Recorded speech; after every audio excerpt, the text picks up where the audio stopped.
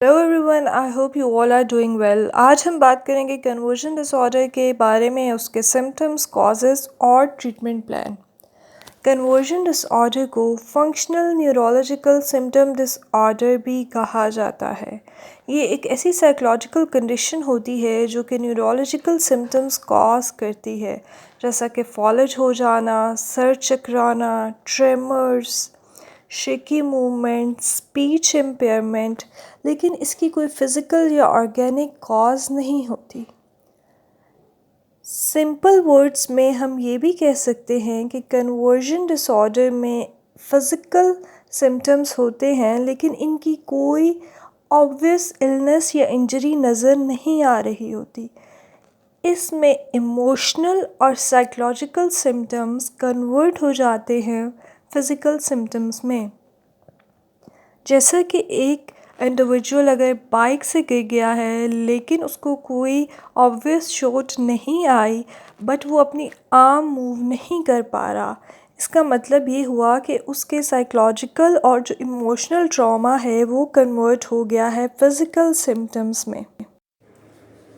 Causes of conversion disorder की causes की देखें तो ये इस वजह से कॉज होता है, या तो कोई इमोशनल ट्रॉमा है, एक्सट्रीम स्ट्रेस है, या डिप्रेशन की वजह से भी कॉज हो सकता है। हमारी बॉडी को जो भी डेंजरस या थ्रेटनिंग सिचुएशन नज़र आती है तो वो रिस्पॉन्ड करती है, जिसमें हमारे साइकोलॉजिकल और इमोशनल सिम्टम्स कन्वर्ट हो जाते हैं फ़िज़िकल सिम्टम्स में। Physical symptoms as a reliever काम करते हैं to resolve severe mental illness. ये ऑफनली उन लोगों में होता है जिनका इमोशनल ट्रॉमा हिस्ट्री रही हो, या फिर वो अपनी फीलिंग्स को सही से एक्सप्रेस नहीं कर सके। सिम्टम्स ऑफ कन्वर्जन डिसऑर्डर में vary from person to person and intensity भी वेरी करती है।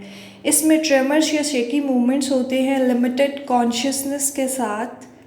पैरालिसिस हो सकता है आर्म्स में, लेग्स में, या आर्म्स और लेग्स के बैलेंस में भी इश्यूज हो सकते हैं।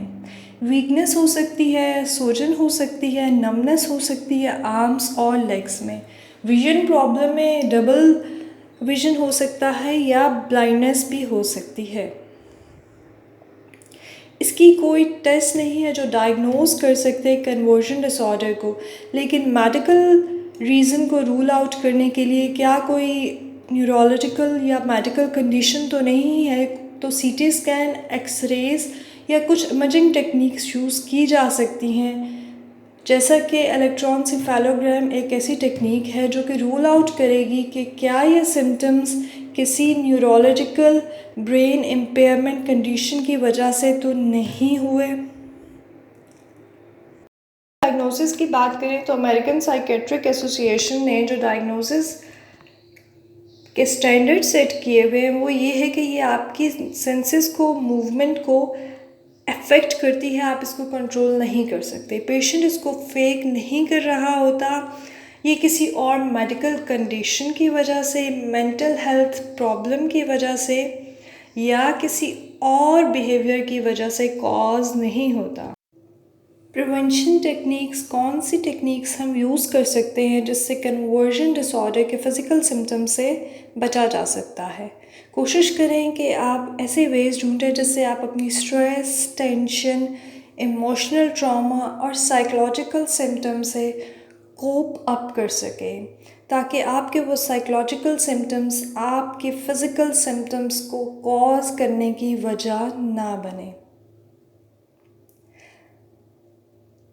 Getting treatment for an emotional disorder or mental health disorder, including depression and anxiety,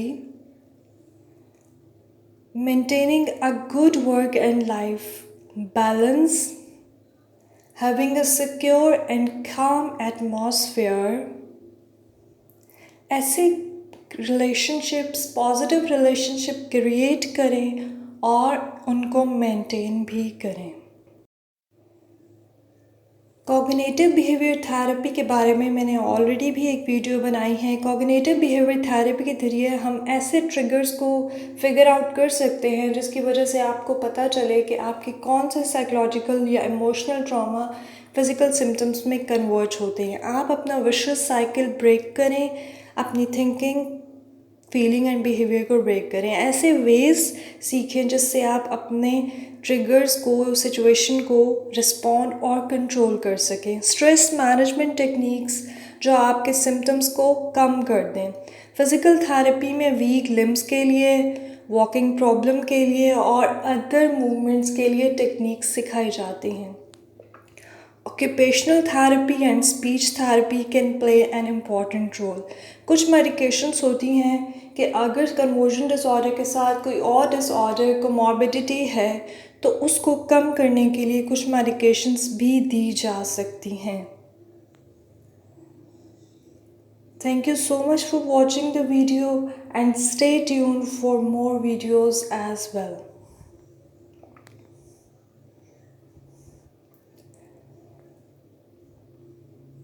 Like and subscribe for more informational videos.